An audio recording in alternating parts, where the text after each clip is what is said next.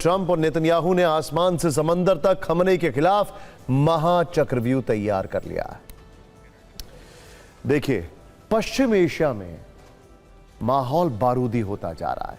Iran के supreme leader अयतुल्ला Khamenei के खिलाफ ट्रंप ने जंगी तेवर दिखाने शुरू कर दिए हैं और अमेरिका को हर हाल में जवाब देने के लिए खमनेई की फोर्स भी तैयार है। लेकिन ईरानी हमले का डर इजराइल में दिखाई दे रहा है।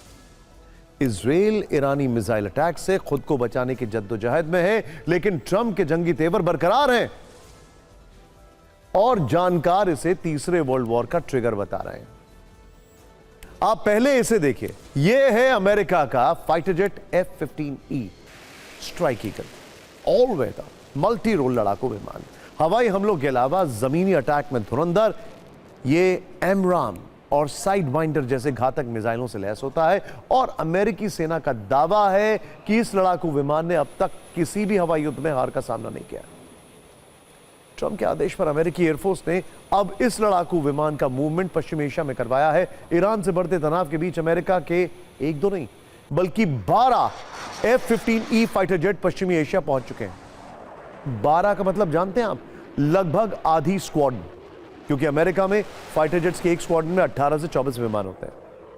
ब्रिटेन से जॉर्डन के अजराक एयरबेस में इनकी तैनाती कर दी गई है। फ्लाइट रेडार 24 के हवाले से ओपन सोर्स इंटेल का यह दावा है। ईरान में इसे लेकर खौफ है, क्योंकि ऐसा माना जा रहा है कि ट्रंप F-15E से ईरान के कई शहरों को टारगेट कर सकते हैं एक साथ। यह हवाई हमला होगा, लेकिन ईरान को घेरने के लिए ट्रंप समंदर में भी चाल चल रहे हैं, जिसकी बानगी है USS अब्राहम लिंकन का ये प्रतीकात्मक वीडियो जो अब आपकी स्क्रीन पर आने वाला है। ये USS Abraham Lincoln aircraft carrier Iran के नजदीक पहुंच रहा है।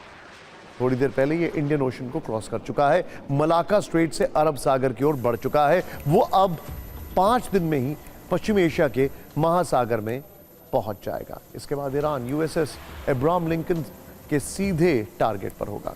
अब्राहम लिंकन अकेले ही ईरान की सेना को खत्म करने की ताकत रखता है। इसके कुछ फैक्ट्स मैं आपको बता रहा हूं, ध्यान से देखिएगा।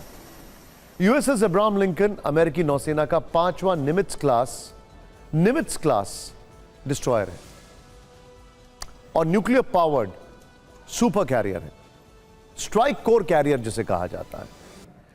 कैरियर स्ट्राइक ग्रुप में 3 का यह महत्वपूर्ण हिस्सा है। इसमें डिस्ट्रॉयर स्क्वाड्रन 21 के जहाज शामिल हैं। यह स्ट्राइक ग्रुप अपने साथ एक साथ 2 न्यूक्लियर अटैक सबमरीन भी लेकर चलता है। इसे अमेरिकी नेवी का फ्लोटिंग एयरबस भी कहा जाता है, जिस पर एक समय में 90 F-35C lightning II stealth fighter jet, FA-18 super hornet multi road fighter, EA-18G Growler electronic warfare यानी कि वो जिसका इस्तेमाल वेनेजुएला में हुआ है, और MH-60 सी हॉक जैसे हेलीकॉप्टर तैनात रहते हैं। इसके अलावा इस कैरियर पर अकेले 5000 से लेकर 6000 सैनिक तैनात रहते हैं और पूरे स्ट्राइक ग्रुप की बात करें तो 7000 से 8000 सैनिक और मरीन्स इसमें शामिल हैं। अब आप अंदाजा लगाएं कि ये जो वॉरशिप्स जा रहे हैं इसका इंपैक्ट क्या होगा। USS अब्राहम लिंकन के अलावा खबर यह भी आ रही है कि ब्रिटेन से 4 KC-135 टैंकर एयरक्राफ्ट का भी मूवमेंट पश्चिम एशिया में हुआ है। पश्चिम एशिया में अमेरिका बहुत बड़ी सैन्य तैनाती कर रहा है। US सेंट्रल कमांड की मदद के लिए पेंटागन ने अतिरिक्त तैनाती को कहा है। अमेरिकी सेंट्रल कमांड 24 घंटे के भीतर हमलों की तैयारी कर रहा है। इसके अलावा अमेरिका ने इजराइल को मिसाइल इंटरसेप्टर भी भेजे हैं। ईरान पर अमेरिकी हमलों से पहले तेल अवीव में इंटरसेप्टर की डिलीवरी हुई है। इजराइल भी अपनी हवाई तैयारी तेज कर चुका है। तेल अवीव के आसमान में इजरायली फाइटर जेट्स उड़ान भरते देखे गए। मतलब ईरान पर अमेरिका हमला जल्द कर सकता है और ईरान भी काउंटर अटैक की योजना बना रहा है। ईरान के कई शहरों में जबरदस्त सैन्य तैनाती की गई है। लोरिस्तान में मिसाइल सिस्टम का डिप्लॉयमेंट हुआ है। लोरिस्तान की सड़कों पर IRGC का मूवमेंट देखा गया है। ईरान की एरोस्पेस फोर्स भी हाई अलर्ट पर है। IRGC एरोस्पेस कमांड ने चेतावनी दी है कि ईरान के मिसाइल साइलो, ध्यान से देखिएगा, मिसाइल साइलो हमले के लिए किसी भी वक्त तैयार है। ऐसी रिपोर्ट्स हैं कि ईरान ने पहली बार 10,000 किलोमीटर रेंज वाली ICBM का टेस्ट किया है, जिसके विजुअल सबके सामने आए। ईरान ने बैलिस्टिक मिसाइलों का स्टॉक 5000 तक बढ़ाया। चीन से HQ-9B anti aircraft missile system मिलने की भी खबर है। खाड़ी में बैलिस्टिक और क्रूज मिसाइलों से फायरिंग ड्रिल भी हो रही है। तैयारी दोनों तरफ से है। लेकिन एक बड़ी खबर यह भी आई है कि खमनेई को मारने की कोशिश की जा सकती है। विद्रोही खमनेई की हत्या कर सकते हैं। ईरान के खुफिया विभाग को ऐसे इनपुट मिले हैं। ईरान के राष्ट्रपति ने बड़ा संदेह जताया है। इस साजिश के लिए उन्होंने अमेरिका पर सवाल उठाए हैं। उन्होंने साफ कहा है कि खमनेई पर हमला ईरान के खिलाफ युद्ध माना जाएगा। ईरान खमनेई पर होने वाले हर हमले का करारा जवाब देगा। सवाल यही है कि क्या ईरान ऐसा कर पाएगा, क्योंकि ट्रंप ने कुछ दिन पहले ही कहा था कि प्रदर्शनकारी मारे गए तो बदला लेंगे। अब दावा है कि प्रदर्शनकारियों पर केमिकल अटैक हो रहा है। एविडेंसेस दिखाने वाले हैं। वॉशिंगटन डीसी तक यह बात पहुंच गई है और कहा जा रहा है कि ट्रंप अब किसी भी वक्त ईरान पर अटैक का फाइनल ऑर्डर दे सकते हैं। ईरान में प्रदर्शन थम क्यों नहीं रहे हैं? ईरान में हिंसा की आग बढ़ती क्यों जा रही? सुप्रीम लीडर खामनेई और राष्ट्रपति पेजेशकियान यही सोचकर परेशान। इस बीच तेहरान में कर्फ्यू तोड़कर प्रदर्शनकारी सड़कों पर उतर गए। खामनेई के खिलाफ नारेबाजी। तेहरान में विद्रोहियों के गुस्से का शिकार IRGC फोर्स भी बनी। तेहरान में IRGC का बासिज हेडक्वार्टर, जिसे प्रदर्शनकारियों ने फूंक दिया। हेडक्वार्टर में बंद कैदियों को छुड़ाकर भाग गए। ये दावा इसराइल के डेजर्ट इंटेलिजेंस ने किया। तेहरान के अलावा शिराज शहर भी हिंसा से सुलग उठा। प्रदर्शनकारियों ने कई इमारतों में आग लगा दी, सैकड़ों गाड़ियों को जलाकर राख कर दिया। शिराज समेत पूरे फार्स प्रांत में दहशत दिखी। ईरान में इस बार प्रदर्शनकारियों के डायरेक्ट टारगेट पर सुप्रीम लीडर खामनेई आ चुके हैं। उपद्रवियों ने उनके गृह जनपद को भी नहीं बख्शा। विद्रोहियों के बवाल से ईरान का मशहद शहर कांप उठा। प्रदर्शनकारी सुरक्षा बलों से भिड़ गए, ईरान का झंडा उतार फेंका, कई इमारतें जला दी। IRGC ने हिंसा का ये वीडियो खुद जारी किया। इसी हिंसा के बीच तेहरान से ये वीडियो भी वायरल है। खामनेई के खिलाफ भड़की हिंसा में सुरक्षा बलों ने प्रदर्शनकारियों पर गोली चला दी। डायरेक्ट फायरिंग से गुस्से की आग और भड़क गई। ईरान में इस तरह से सड़कों पर खून खराबे का 22वां दिन। कई शहरों में भयंकर तोड़फोड़ की गई। प्रदर्शनकारी और ईरानी फोर्स आमने सामने। कई सरकारी ठिकाने तबाह हो चुके हैं। ओपन सोर्स इंटेल का दावा है कि इस दौरान 5000 प्रदर्शनकारी और 500 सुरक्षा कर्मी मारे गए। ईरान के कुर्द इलाकों में IRGC का सबसे ज्यादा कहर देखने को मिला। लेकिन शासन और प्रशासन को समझ नहीं आ रहा है कि हालात पर काबू कैसे पाया जाए। ऊपर से सुरक्षा बलों पर गंभीर आरोप है कि प्रदर्शनकारियों की आवाज को दबाने के लिए वो केमिकल वेपन का प्रयोग कर रहे हैं। कई वीडियो ऐसे वायरल हुए हैं जिसमें सुरक्षा कर्मी केमिकल हमलों से बचाव के उपकरण पहने नजर आए।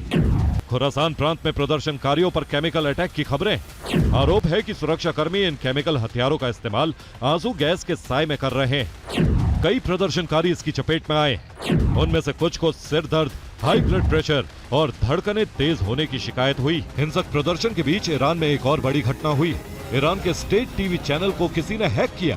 हैकर्स ने क्राउन प्रिंस पहलवी का संदेश चलवाया। ईरान में संघर्ष जारी रखने की अपील दिखाई गई। टेलीविजन स्क्रीन पर सरकार विरोधी नारे दिखाए गए। बड़े साइबर अटैक से ईरान का पूरा तंत्र हिल गया। इस सब के बीच please be on standby. बड़ी खबर ईरान के साथ युद्ध वाले तनाव के बीच अमेरिका से इस वक्त बड़ी खबर आ रही है। व्हाइट हाउस में सीक्रेट बंकर बना रहा है अमेरिका। ट्रंप ने बंकर बनाने का आदेश दे दिया। दुनिया में बढ़ते तनाव के बीच यह फैसला लिया गया है। पुराने बंकर को किया जाएगा अपग्रेड। पर्ल हार्बर के बाद बनाया गया था यह बंकर। वैसे एक्सपर्ट्स को लगता है आने वाले समय में इस बंकर का नाम भी ट्रंप बंकर ना हो जाए, जिस तरीके से ट्रंप को अपने नाम से प्यार। ट्रंप के मिशन ग्रीनलैंड की बात, जिसमें एक और देश की एंट्री हुई है। बड़ा इंटरेस्टिंग है। ग्रीनलैंड एपिसोड पर गदर के बीच दुनिया भर में एक सवाल ट्रेंड कर रहा है। क्या अमेरिका का 51वां राज्य कनाडा बनेगा? कनाडा? क्या ग्रीनलैंड के बाद ट्रंप का अगला टारगेट कनाडा है? अब तक आप ग्रीनलैंड पर यूरोप बनाम डोनाल्ड ट्रंप की लड़ाई देख रहे थे, लेकिन अचानक से इसमें कनाडा की एंट्री हो गई है। कनाडा के साथ अमेरिका लगभग 8,891 किलोमीटर की सीमा साझा करता है। यह दुनिया का सबसे लंबा इंटरनेशनल बॉर्डर है। सवाल यह है, ऐसा क्यों कहा जा रहा है कि ग्रीनलैंड पर कब्जे के बाद कनाडा का नंबर आ सकता है? पश्चिमी मीडिया में छप रही रिपोर्ट्स में अमेरिका के कुछ टॉप अफसरों के हवाले से दावा किया गया है कि ट्रंप कनाडा को लेकर गंभीर हैं और हाल के दिनों में उन्होंने निजी बातचीत में कई बार इसकी चर्चा की है। पश्चिमी मीडिया के मुताबिक डोनाल्ड ट्रंप का मानना है कि रूस और चीन से कनाडा अपनी रक्षा नहीं कर सकता है।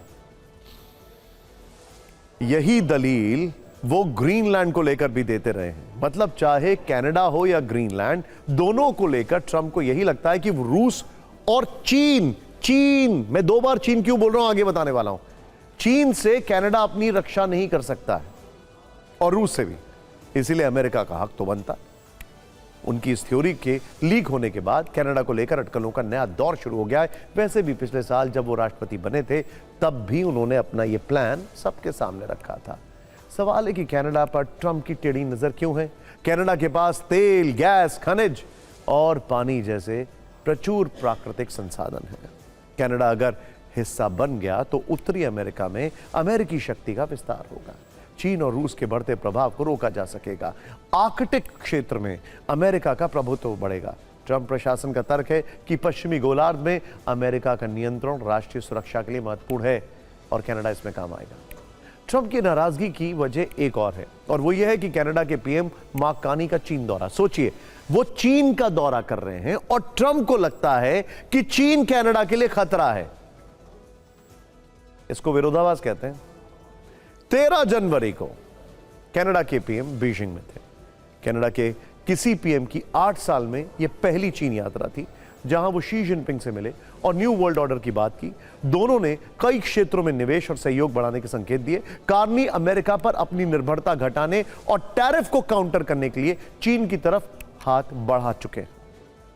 जाहिर है यह कूटनीति ट्रंप को मंजूर नहीं है। कनाडा चीन की जुगलबंदी उनको हजम नहीं हो रही है। ऊपर से ग्रीनलैंड पर भी कनाडा ने अमेरिका को आंख दिखाना शुरू कर दिया है, वार्निंग दे दी है। ग्रीनलैंड पर यूरोप पहले से ही आक्रामक है। अमेरिकी राष्ट्रपति डोनाल्ड ट्रंप ने ग्रीनलैंड को युद्ध का नया एपिसेंटर बना दिया है। भले ही अभी वहां गोले नहीं दग रहे, गोलियां नहीं चल रही, लेकिन ग्रीनलैंड पर कब्जे की उनकी जिद एक दिन जंग करवा कर रहेगी, क्योंकि नाटो में शामिल यूरोप के देशों ने ग्रीनलैंड को बचाने की कसम खाई। वहां नाटो सेना का अभ्यास भी चल रहा है। ट्रंप किसी भी कीमत पर ग्रीनलैंड हासिल करना चाहते हैं। ऐसे में उन्होंने टैरिफ के जरिए यूरोप पर दबाव बनाने की चाल चली। ट्रंप ने 1 फरवरी से Denmark, Norway, Sweden, France, Germany, Britain, Netherland और फिनलैंड से आने वाले सभी सामानों पर 10% शुल्क लगाने की घोषणा कर दी। यही वो देश हैं जो ग्रीनलैंड के साथ और अमेरिका के खिलाफ खुलकर खड़े हैं और अब ट्रंप के टैरिफ को भी खुली चुनौती दे रहे हैं। France, Britain, Germany, Sweden, Denmark और इटली ने ट्रंप के बयान की आलोचना की। इन देशों ने ग्रीनलैंड पर डेनमार्क के अधिकार की पुष्टि के साथ जरूरत पड़ने पर जवाब देने की चेतावनी दी। डेनमार्क की प्रधानमंत्री जेंस फेडरिक नीलसन ने एक पोस्ट में लिखा, ग्रीनलैंड के भविष्य का फैसला सिर्फ वहाँ के लोग करेंगे। यूरोप को कोई भी देश ब्लैकमेल नहीं कर पाएगा। साफ है कि ट्रंप की टैरिफ वाली कूटनीति बैकफायर कर सकती है, क्योंकि यूरोप पहले से ज्यादा आक्रामक है और अभी की स्थिति ये है कि ग्रीनलैंड पर ट्रंप रुकेंगे नहीं, यूरोप झुकेगा नहीं।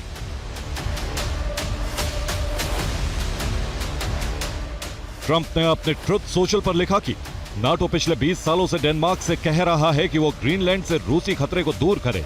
दुर्भाग्य से डेनमार्क इस बारे में कुछ भी करने में असमर्थ रहा है। अब समय आ गया है और ये किया जाएगा।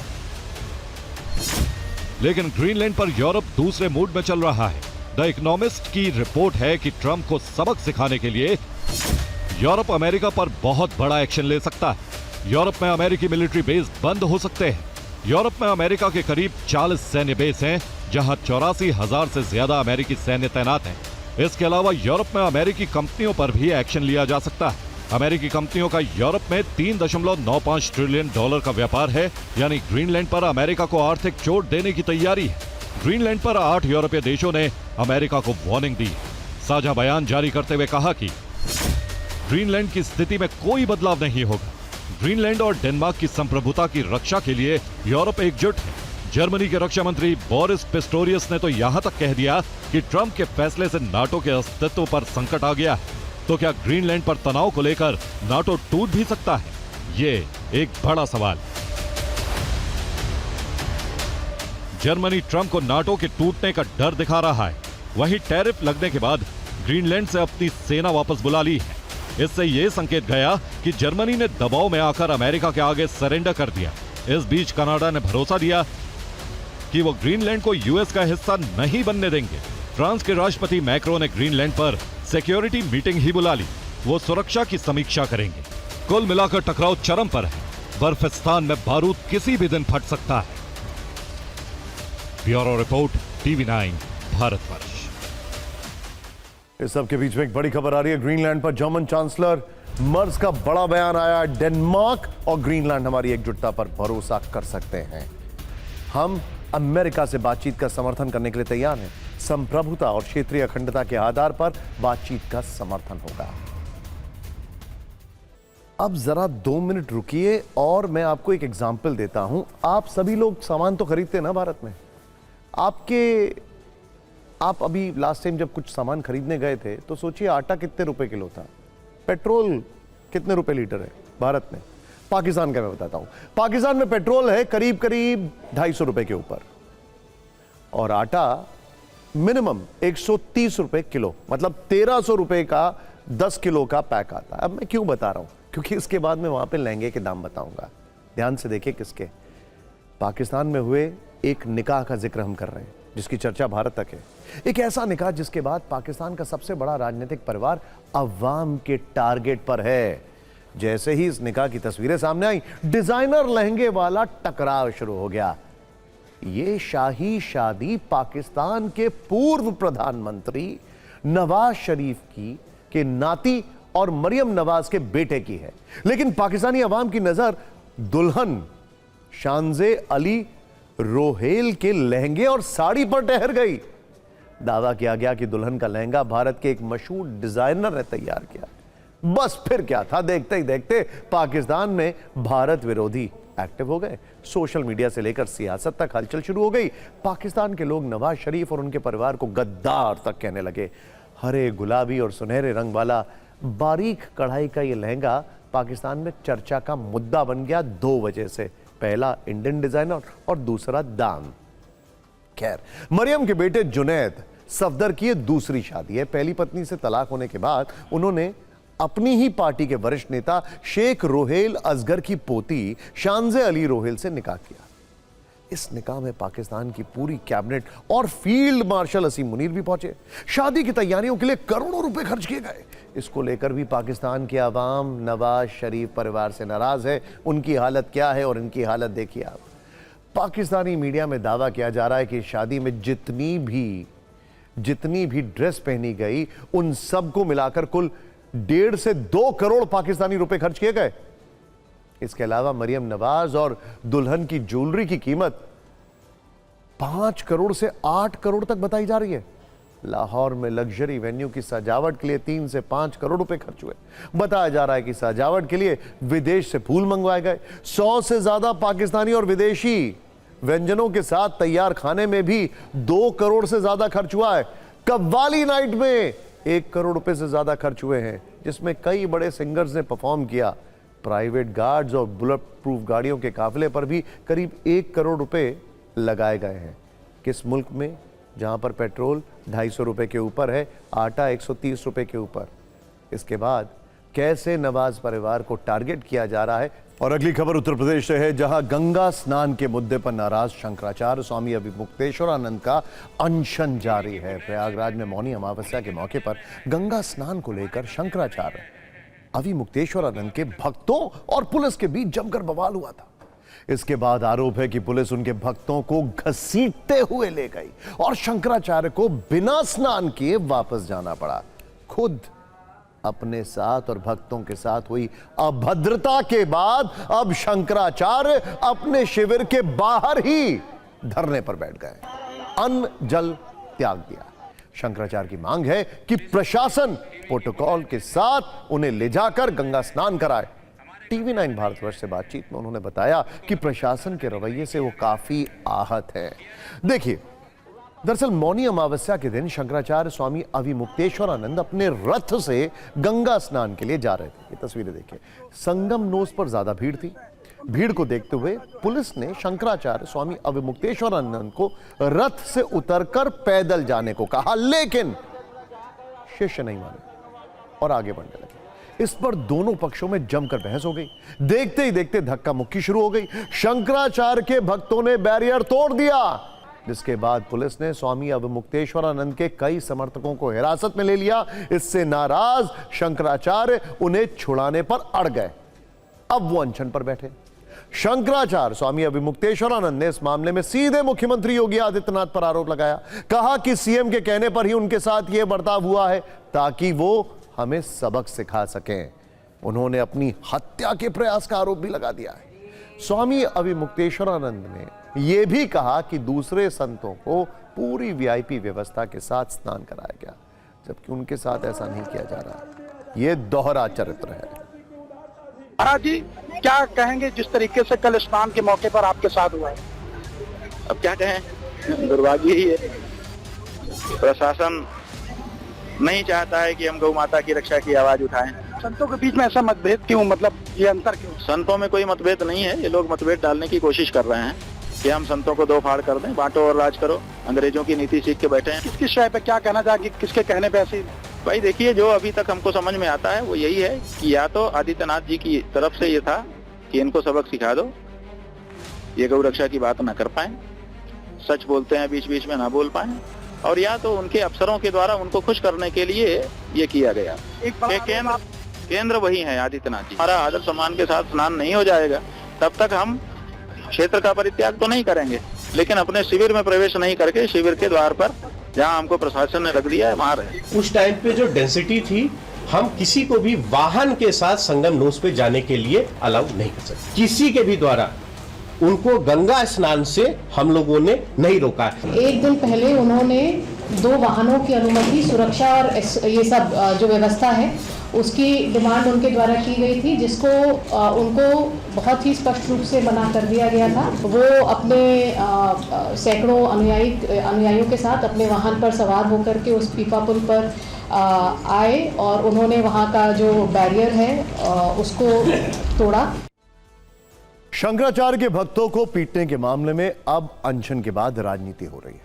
समाजवादी पार्टी के अध्यक्ष अखिलेश यादव ने इसकी निंदा की है। उन्होंने कहा है कि यह सोचने वाली बात है कि ऐसी घटनाएं बीजेपी सरकार में ही क्यों हो रही हैं। कांग्रेस कह रही है कि बीजेपी ना काम की है ना राम की है। जिनकी मेहरबानी से सत्ता में बैठे हैं उनके साथ क्या कर रहे हैं ये आपके सामने। जिस थाली में आप बैठते हैं उसमें छेद करते हैं, ये वीडियो दिखा रहा है। स्वामी अवमुक्तेश्वरानंद जी, ये उनके साथ हो रहा है। क्या अपराध है उनका? आप किस काम के हैं? ना आप काम के हैं ना आप राम के हैं। जिस प्रकार आदरणीय अवमुक्तेश्वरानंद जी शंकराचार्य को रोक दिया गया, उनके भक्तजनों पे लाठीचार्ज की गई, 3 लोग घायल अस्पताल में भर्ती हैं, ये दिखाता है कि ये सरकार कहती तो है हिंदूवादी हूं, लेकिन हिंदूवादी है नहीं। शंकराचार्य के सम्मान में और शिवसेना है मैदान में। जो प्रयागराज में हुआ है मौनी अमावस्या के दिन, उसका हम कड़े शब्दों में निषेध करते हैं, विरोध करते हैं, और हम पूरा देश सनातन के साथ खड़ा है, हिंदुत्व के साथ खड़ा है। देखिए, इस मामले में शंकराचार्य स्वामी अवमुक्तेश्वरानंद सरस्वती का आरोप है कि उन्हें प्रोटोकॉल नहीं दिया गया। प्रशासन का कहना है कि सुप्रीम कोर्ट ने प्रोटोकॉल देने से मना किया है। अगर वो प्रोटोकॉल देते तो ये सुप्रीम कोर्ट के आदेशों की अवहेलना होती। इसीलिए शंकराचार्य को किसी भी तरह का प्रोटोकॉल नहीं दिया गया। डीएम प्रयागराज मनीष कुमार वर्मा ने सुप्रीम कोर्ट के 14 अक्टूबर 2022 के आदेश का ऑपरेटिंग पार्ट पढ़कर सुनाया और कहा कि सुप्रीम कोर्ट के आदेशों का पालन करना एक सरकारी सेवक की जिम्मेदारी होती है। जो भी kindly restrain Jyotishpeeth of Badrinath और any other organisation from holding any pattabhishek ceremony of either Swami Sri Avimuktesaranand Saraswati or anyone else for being appointed as H.H. Shankaracharya of Jyotisapith either on 17th October 2022 or thereafter till the captioned appeals are finally heard and decided। तो ये prayer थी जिसको honourable court ने allow किया था। Matter अभी भी सब जुडिस है और जो भी ऑनरेबल सुप्रीम कोर्ट का डिसीजन होगा वो हम सभी के लिए बाध्यकारी होगा, उसी के अनुसार हम लोग कार्यवाही करेंगे।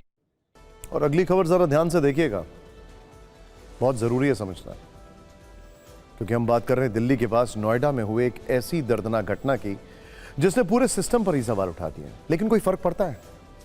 सबसे पहले आप इस तस्वीर को देखें। इसे हमने एआई की मदद से बनाया है। इसमें आप एक व्यक्ति को रोते हुए कार की छत पर देख सकते हैं। वो मदद की गुहार लगा रहा है। सामने पुलिस और फायर ब्रिगेड के साथ सैकड़ों लोग खड़े हैं। कार में बैठा व्यक्ति चीखता रहा, वो मदद मांगता रहा, लेकिन किसी ने सामने आकर उसकी मदद करने की हिम्मत नहीं की। 2 दिन पहले नोएडा के पॉश इलाकों में से एक सेक्टर 150 में जो कुछ हुआ वो कल्पना से भी परे है। आधी रात को 27 वर्ष के इंजीनियर युवराज मेहता की कार एक निर्माणाधीन मॉल के बेसमेंट में गिर गई, जहां पानी भरा था। युवराज की डूबकर मौत हो गई और इसी के साथ नोएडा के पूरे सिस्टम की पोल खुल गई है। हम ये बात क्यों कह रहे हैं कि आखिर पूरा सिस्टम क्यों तमाशबीन बना रहा, उसकी बड़ी बातें जानते हैं। वहां पर पुलिस थी, फायर ब्रिगेड थी, एसडीआरएफ थी, करीब 100 लोग जमा थे। लगभग 100 मीटर लंबी रस्सी भी थी। युवराज कहता रहा, पापा मुझे बचा लो। सामने पिता आंखों में आंसू लिए बेबस थे, लेकिन वहां मौजूद इतने लोगों में से किसी ने भी पानी में उतरने की हिम्मत नहीं की।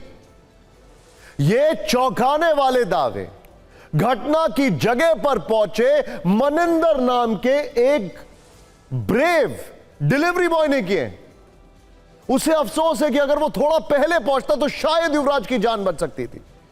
जिस वक्त मुनिंदर घटना वाली जगह पर पहुंचा, वहां भीड़ थी। उसके मुताबिक हर कोई मूक दर्शक बनकर देख रहा था।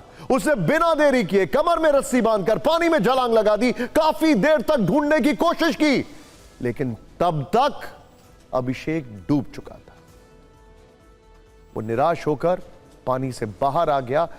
आपको सुनना चाहिए इस डिलीवरी बॉय ने क्या चौंकाने वाले दावे किए। उसने कहा है, अधिकारी चेक कर रहे थे कि पानी कितना ठंडा है। अधिकारियों को डर था कि पानी में सरिया हो सकता है। किसी ने भी पानी में उतरने की हिम्मत नहीं दिखाई। 27 वर्ष के अभिषेक की तड़प तड़प कर जान चली गई। आपको डिलीवरी बॉय की जो बातें हैं सुनना चाहिए।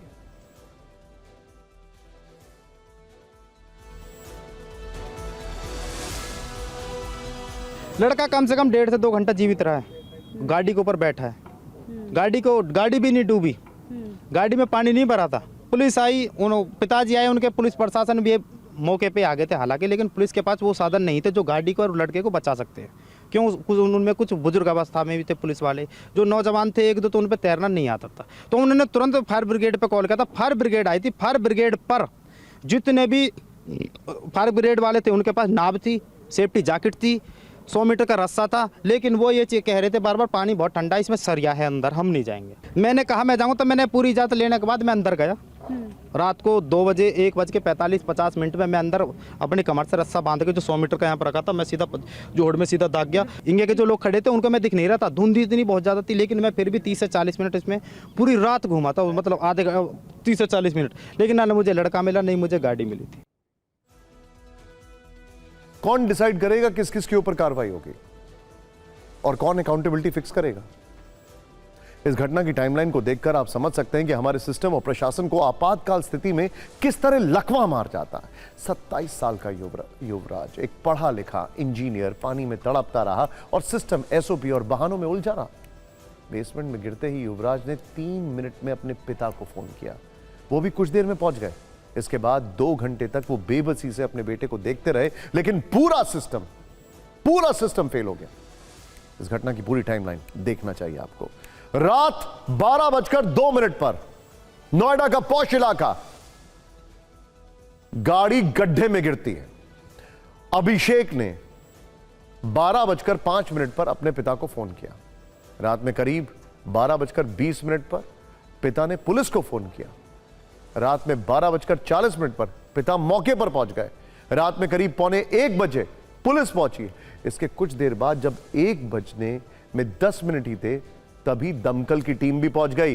रात में करीब 2:15 बजे एसडीआरएफ की टीम पहुंची और सुबह करीब 4:30 बजे शव निकला। 27 वर्ष का युवराज कोई वीआईपी नहीं था, उसके पास कोई सिफारिश नहीं थी, उसका नाम किसी फाइल में प्रायोरिटी लिस्ट में भी नहीं था। वो बस एक बेटा था जो अपने पिता को आखिरी बार पुकार रहा था। हर सेकंड वो डूब रहा था, हर सेकंड सिस्टम फेल हो रहा था। यह हादसा नहीं, हत्या है। और यह हत्या पूरे सिस्टम ने मिलकर की है। ऐसे में कुछ सवाल बहुत जरूरी हैं। युवराज को बचाने के लिए कोई पानी में क्यों नहीं उतरा? क्या वर्दी पहनते ही इंसानियत उतर जाती है? क्या एसडीआरएफ सिर्फ फोटो खिंचवाने के लिए होती है? क्या फायर ब्रिगेड सिर्फ आग बुझाने के लिए है, जिंदगी बचाने के लिए नहीं? अगर पानी में सरिया था तो कोई रस्सी के सहारे क्यों नहीं उतरा? अगर पानी ठंडा था तो ये टीमें ट्रेनिंग किसके लिए लेती हैं?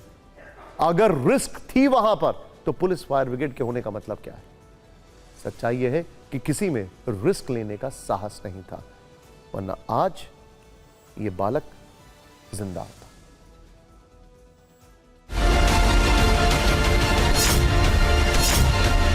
नोएडा सेक्टर 150 के निर्माणाधीन बेसमेंट का ये जो गड्ढा है, यहाँ पर सॉफ्टवेयर इंजीनियर जो है उसकी गिरने से मौत जो हो गई थी। यहाँ से जिसे टूटा हुआ भी आप देख सकते हैं साफ साफ। तो यहाँ इस नाले से गाड़ी निकलते हुए उस पानी में जाकर गिरी। 70 फीट चूँकि इसमें खुदाई की गई है, तो 70 फीट गहरे ये जो पानी भरा हुआ जो इलाका है इसमें वो गिर जाता है और बार बार वो टॉर्च जलाकर लोगों से बचाव की भी गुजारिश करता है, लेकिन उस वक्त समय पर कोई भी बचाने के लिए नहीं उतर पाता। 12 बजे उसने फोन किया था कि पापा मैं नाले में गिर गया हूँ, बचाओ आ करके। तो फिर मैं दौड़ पड़ा उसकी ओर और लगभग 30 से 40 मिनट लगा हमको नाला खोजने में। एग्जैक्टली किस नाले में वो फंसा हुआ है। कार के ऊपर छत पर लेटा हुआ है ताकि बैलेंस रहे गाड़ी। मतलब कि धीरे धीरे ये गाड़ी अब डूब रही है, मुझे जल्दी बचाओ। उस बंदे ने गाड़ी पे खड़े होके कहीं मैं जिंदा हूँ, कॉल करे अपने घर के इनको के पास, पुलिस के पास कॉल करी। सब पूरा प्रशासन यहाँ खड़ा था। यहाँ पर तो कोई उसके बचाने के लिए कोई नहीं जा रहा। कह रहा पानी ठंडा है, मैं नहीं बढ़ूंगा। अरे तुम किस लिए बनाए हो? या इमारत बनाए हो? पानी ठंडा है। ये फ्लैट बना दिए, ये कर दिए, तो इनको कुछ सुविधा भी तो होनी चाहिए ना। बिल्कुल। ये ऐसे दुर्घटना होंगी। तो आज इस बच्चे के साथ हुई है, 15 दिन पहले एक ट्रक था उसको वो रुक गया। तो आज इस बच्चे के साथ हुई, किसी दिन किसी और के साथ भी होगी। सोचिए जरा, सोचने वाली बात है। और ऐसे कितने ऐसे डेड स्पॉट्स होंगे, अब उनको कवर अप किया जा रहा है, यह भी सोचने वाली बात है। नोएडा की घटना का सीएम योगी आदित्यनाथ ने भी संज्ञान लिया है। इसमें अब तक क्या क्या एक्शन हुआ है देख लेते हैं। सीएम के निर्देश पर घटना की जांच के लिए 3 सदस्यीय एसआईटी गठित कर दी गई है। मेरठ के कमिश्नर के नेतृत्व में एसआईटी का गठन हुआ है। इसमें एडीजी जोन मेरठ और पीडब्ल्यूडी के चीफ इंजीनियर को भी शामिल किया गया है। यह टीम 5 दिनों में जांच कर सीएम को रिपोर्ट सौंपेगी। इस बीच सरकार ने एक्शन लेते हुए नोएडा अथॉरिटी के सीईओ एम लोकेश को हटा दिया है। उन्हें वेटिंग में डाल दिया गया है। इलाके के जूनियर इंजीनियर को हटा दिया गया है। वरिष्ठ प्रबंधक और प्रबंधक को कारण बताओ नोटिस जारी किया गया है। 2 डेवलपर्स के खिलाफ एफआईआर दर्ज की गई है। हादसे की जगह पर सीमेंटेड बैरिकेड लगाए जा रहे हैं। स्ट्रीट लाइट्स को ठीक कराया जा रहा है। लेकिन सवाल है कि क्या सिर्फ एक जूनियर इंजीनियर को हटाने से युवराज को इंसाफ मिल जाएगा? ये सवाल इसलिए है क्योंकि कुछ दिन पहले ही इस जगह पर एक ट्रक इसी बेसमेंट में गिरा था। ट्रक वाला भी पानी में कूद गया था, लेकिन तभी वहां से गुजर रहे लोगों ने उसकी जान बचा ली थी। लेकिन इस बार ऐसा हादसा हुआ और युवराज की मौत हो गई। सवाल यह है कि जब कुछ दिन पहले ऐसा हादसा हुआ था तो नोएडा अथॉरिटी ने वहां पर सुरक्षा के इंतजाम क्यों नहीं किए थे? कि वो किसी मौत का इंतजार कर रहे थे? आखिर नोएडा अथॉरिटी पर हत्या का मुकदमा क्यों ना चले? स्थानीय लोगों में गुस्सा है। वो आरोप लगा रहे हैं कि बार बार जानकारी देने के बाद भी नोएडा अथॉरिटी ने इसकी अनदेखी की, जिसके कारण यह हादसा हुआ है। नोएडा अथॉरिटी से स्थानीय लोग इसलिए भी नाराज हैं क्योंकि जिस मॉल के गड्ढे में डूबने से युवराज की मौत हुई है उसे नोएडा प्राधिकरण ने अपने कब्जे में ले रखा है। लेकिन इसके बावजूद प्लॉट के आसपास कोई सेफ्टी वॉल नहीं बनाई गई है, सुरक्षा के उपाय नहीं किए गए थे। सोचिए अब जिम्मेदारी किसकी है? और न जाने तमाम डेवलपर्स के खिलाफ और क्या क्या हो रहा होगा। हो रहा भी है कि नहीं? यह हादसा नोएडा के उस इलाके में हुआ है जिसे नोएडा अथॉरिटी अपने सबसे प्रीमियम सेक्टर्स में से एक कहता है। स्पोर्ट्स सिटी भी शायद वहीं पर है, if I am not wrong. Bharat के top performing real estate micro market Anarock की रिपोर्ट में नोएडा का सेक्टर 150 उसने रियल एस्टेट में 2021-25 के बीच 139% बढ़त दर्ज की है, जो दिल्ली एनसीआर समेत भारत में सबसे ज्यादा है। इतना ही नहीं, यहां फ्लैट का किराया 71% तक बढ़ा है, जो दूसरी जगहों के मुताबिक काफी ज्यादा है। नोएडा अथॉरिटी देश की सबसे अमीर अथॉरिटी में से एक है। 2025 में इसका वार्षिक बजट 8,000 करोड़ रुपए के करीब रहा है। बावजूद इसके यहां रहने वाले लोगों का कहना है कि इस इलाके में सुविधा जीरो है। नोएडा अथॉरिटी का तो काला चिट्ठा सब लोग जानते ही हैं, गूगल कर लीजिएगा। इन बातों के इतर सवाल यह भी है कि नोएडा अथॉरिटी की ये अमीरी और ये पैसा आखिर किस काम का है, जब स्ट्रीट लाइट, रिफ्लेक्टर और खाई के सामने पक्की दीवार के अभाव में एक 27 वर्ष के इंजीनियर की मौत हो जाती है। उसे ना अथॉरिटी बचा पाई और ना ही एसडीआरएफ। निवेशकों की चांदी करने वाली सिल्वर फाइल खोलते हैं। चांदी को लेकर पिछले कुछ दिनों से जो दावे किए जा रहे हैं आज वो सही साबित हो गए हैं। चांदी की कीमतों ने आज एक नया रिकॉर्ड बनाया। चांदी की आंधी में 3 लाख का भी आज आंकड़ा जो है वो पीछे छूट गया है। पहली बार चांदी की कीमतें 3 लाख के पार हो गई हैं। चांदी की कीमतों में करीब 15,000 रुपए की बढ़ोतरी दर्ज की गई है। सबसे पहले 1 लाख रुपए का कीर्तिमान चांदी ने अक्टूबर 2024 में बनाया था। इसके बाद 2 लाख के आंकड़े तक पहुंचने में चांदी को 1 साल तक का वक्त लगा। अक्टूबर 2025 में चांदी 2 लाख के पार निकल गई, लेकिन अब 3 लाख वाला यह रिकॉर्ड चांदी ने सिर्फ 4 महीने में बना लिया है, जबकि 50,000 से 1 लाख तक पहुंचने में 14 साल लगे थे। ये आंकड़े बता रहे हैं कि चांदी की कीमत रॉकेट रफ्तार से बढ़ रही है। निवेशकों को कमाल का रिटर्न मिला है। रिटर्न के मामले में चांदी ने शेयर बाजार और सोने को भी पीछे छोड़ दिया है, जिसकी सबसे बड़ी वजह है कि चांदी की इंडस्ट्रियल डिमांड पूरी नहीं हो रही है। लगातार 5वें साल सप्लाई कम है और मांग ज्यादा है। खदानों की संख्या में ज्यादा बढ़ोतरी नहीं हुई है, लेकिन मांग तेजी से बढ़ी है। दूसरी वजह यह है कि युद्ध और टैरिफ टकराव की वजह से वैश्विक स्तर पर शेयर बाजार से भरोसा घटा है। इसीलिए विकल्प के तौर पर निवेशक चांदी में और सोने में जमकर निवेश कर रहे हैं। एक वजह है अमेरिका में महंगाई के बढ़े हुए आंकड़े भी। इसका मतलब यह है कि आने वाले दिनों में फेडरल रिजर्व ब्याज दरों में कटौती कर सकता है। इससे सोने चांदी के दाम बढ़ सकते हैं। कई एक्सपर्ट्स कह रहे हैं कि चांदी की कीमतें इस साल 4 लाख को पार कर सकती हैं। इस हिसाब से देखें तो निवेशकों के लिए अभी भी मौका हो सकता है। आज ये भी जान लीजिए कि आखिर चांदी में निवेश कौन से तरीके से होता है। ये बड़ा इंटरेस्टिंग है। देखिए, पहला बड़ा सिंपल है, आप सब जानते हैं, फिजिकल चांदी खरीद लीजिए। ये सबसे सीधा तरीका है, यानी आप बाजार जाकर चांदी के सिक्के या बार खरीद सकते हैं। दूसरा है सिल्वर ETF। इसमें पैसा चांदी की कीमत के हिसाब से बढ़ता घटता रहता है। ये स्टॉक एक्सचेंज पर शेयरों की तरह ट्रेड होते हैं। तीसरा है सिल्वर फ्यूचर्स। ये ट्रेडिंग का तरीका है जहां आप एक कॉन्ट्रैक्ट करते हैं कि आप भविष्य की किसी तारीख पर एक तय कीमत पर चांदी खरीदेंगे या बेचेंगे। सिर्फ चांदी नहीं, सोने की कीमतों में भी बढ़ोतरी हुई है। Indian Boolean and jewellery association के अनुसार आज 24 कैरेट शुद्धता वाला सोना करीब 1,44,000 रुपए प्रति 10 ग्राम पहुंच गया। खैर, चांदी वैसे बहुत वोलेटाइल होती है, इसका भी ख्याल रखिएगा। इस सब के बीच में अगली खबर बीजेपी के राष्ट्रीय अध्यक्ष के चुनाव से जुड़ी हुई है। बीजेपी के कार्यकारी अध्यक्ष नितिन नबीन कल से पार्टी के पूर्णकालिक अध्यक्ष बन जाएंगे। उनका नाम निर्विरोध तय किया गया है। निर्धारित कार्यक्रम के अनुसार दोपहर 2 बजे से शाम 4 बजे तक नामांकन की प्रक्रिया चली और शाम 6 बजे तक नाम वापसी का वक्त था। लेकिन नितिन नबीन के अलावा किसी ने अध्यक्ष पद के लिए नामांकन नहीं किया, जिससे साफ हो गया कि राष्ट्रीय अध्यक्ष वही होंगे। कल सुबह 11 बजे दिल्ली में बीजेपी मुख्यालय पर 700 प्रतिनिधि जुटेंगे। प्रधानमंत्री नरेंद्र मोदी भी मौजूद रहेंगे। उनकी उपस्थिति में नितिन नबीन के चुनाव का औपचारिक ऐलान किया जाएगा। यानी बीजेपी में कल से नबीन युग का आरंभ होगा। उनके लिए आज 37 नामांकन पत्र दाखिल किए गए। इनमें 36 राज्य और केंद्र शासित प्रदेश की तरफ से दाखिल किए गए, जबकि एक नामांकन पत्र बीजेपी संसदीय दल की ओर से दाखिल किया गया। संसदीय दल वाले नामांकन पत्र पर बतौर प्रस्तावक पीएम मोदी के हस्ताक्षर थे। इनके अलावा राजनाथ सिंह, अमित शाह, जेपी नड्डा, नितिन गडकरी, धर्मेंद्र प्रधान और पीयूष गोयल समेत बीजेपी संसदीय दल के कुल 37 सदस्यों के हस्ताक्षर शामिल किए गए। बीजेपी के संविधान के मुताबिक राष्ट्रीय अध्यक्ष के चुनाव के लिए कम से कम 5 राज्यों से प्रस्ताव आना जरूरी है। एक सेट में 20 प्रस्तावक होते हैं, लेकिन बीजेपी ने सभी राज्यों से प्रस्ताव मंगवाया, जिससे सबके समर्थन का एक बड़ा संदेश दिया जा सके। आज जब नामांकन पत्र दाखिल किए जा रहे थे तो गृह मंत्री अमित शाह, रक्षा मंत्री राजनाथ सिंह के साथ जेपी नड्डा समेत कई केंद्रीय मंत्री और अलग अलग राज्यों के सीएम मौजूद थे।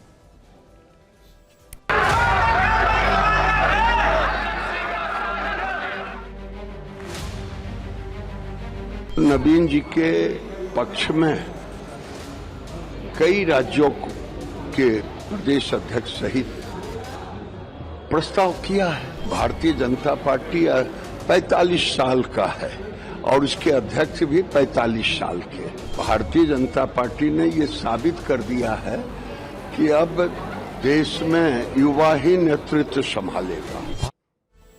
तेजी से देखते हैं टॉप 9 खबरें। इस वक्त पहली बड़ी खबर आ रही है। यूएई के राष्ट्रपति शेख मोहम्मद बिन जायद अल नहयान आज भारत पहुंचे। प्रधानमंत्री मोदी प्रोटोकॉल तोड़कर उन्हें खुद रिसीव करने के लिए पहुंचे। इसके बाद एक ही कार में बैठकर दोनों एयरपोर्ट से निकले। पीएम मोदी ने उन्हें गुजरात का एक शाही नक्काशीदार लकड़ी का झूला और कश्मीर की पश्मीना शॉल चांदी के डिब्बे में रखकर गिफ्ट की है। सुप्रीम कोर्ट ने आज मध्य प्रदेश सरकार को निर्देश दिया है कि वो कर्नल सोफिया कुरैशी के खिलाफ आपत्तिजनक टिप्पणी करने वाले मंत्री कुंवर विजय शाह के खिलाफ मुकदमा चलाने की मंजूरी पर 2 हफ्ते में फैसला ले। सुप्रीम कोर्ट ने आज चुनाव आयोग को पश्चिम बंगाल के ग्राम पंचायत भवनों, तालुका प्रखंड कार्यालयों और वार्ड ऑफिस में तार्किक विसंगतियों की लिस्ट में शामिल लोगों के नाम जारी करने का निर्देश दिया है। कोर्ट ने कहा है कि एसआईआर प्रक्रिया पारदर्शी होनी चाहिए। इस फैसले से करीब 1.25 करोड़ वोटर्स को राहत मिली है। समाजवादी पार्टी के राष्ट्रीय अध्यक्ष अखिलेश यादव ने आज शंकराचार्य स्वामी अभिमुक्तेश्वरानंद से फोन पर बातचीत कर उनका हालचाल जाना। अखिलेश ने कहा है कि आपके साथ मौनी अमावस्या के दिन जो हुआ उसका दुख है। इस पर अभिमुक्तेश्वरानंद ने कहा है कि वो अपनी लड़ाई अभिमन्यु की तरह लड़ रहे हैं। उन्नाव रेप केस में कुलदीप सिंह सेंगर को दिल्ली हाईकोर्ट से बड़ा झटका लगा है। सेंगर की सजा निलंबित करने की याचिका दूसरी बार खारिज कर दी गई है। पटना में नीट छात्रा की संदिग्ध मौत को लेकर आज कांग्रेस कार्यकर्ताओं ने प्रदर्शन किया है। उन्होंने नीतीश कुमार शर्म करो के नारे लगाए। मुलायम सिंह यादव के बेटे प्रतीक यादव ने पत्नी अपर्णा यादव को तलाक देने का ऐलान कर दिया है। प्रतीक यादव ने इंस्टाग्राम पर पोस्ट में कहा कि वो जल्द से जल्द इस रिश्ते को खत्म करना चाहते हैं। जम्मू कश्मीर के किश्तवाड़ में कल आतंकियों से मुठभेड़ में घायल 8 जवानों में एक जवान आज शहीद हो गया। शहीद जवान की पहचान हवलदार गजेंद्र सिंह के रूप में हुई है। वहीं किश्तवाड़ में दूसरे दिन भी सर्च ऑपरेशन जारी है। जंगलों में पाकिस्तान के आतंकी संगठन जैश-ए-मोहम्मद से जुड़े 2 से 3 आतंकी के छिपे होने की खबर है। एसबीआई रिसर्च के मुताबिक भारत 2030 तक उच्च मध्यम आय वाला देश बनकर चीन और इंडोनेशिया की कतार में शामिल हो जाएगा। भारत की प्रति व्यक्ति आय अगले 4 साल में 3,63,000 रुपए पहुंच सकती है।